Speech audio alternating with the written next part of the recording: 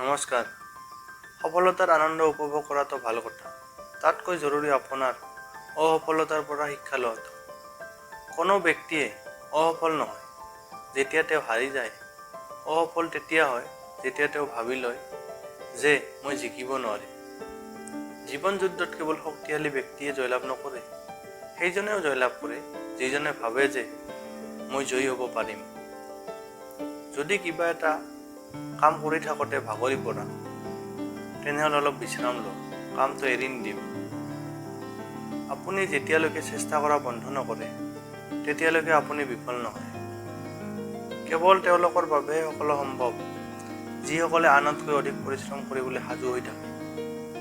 জীৱনত আগুৱাই যাওঁতে এটা কথা মনৰ পৰা নোহোৱা কৰি ল'বা, আৰু সেইটো হৈছে আনে কি ভাবিব। যিসকলে সময়ৰ মূল্য বুজি নাপায় আৰু সময়ৰ সদব্যৱহাৰ নকৰে, সেইসকল মানুহে জীৱনত সদায় পিছ পৰি থাকে।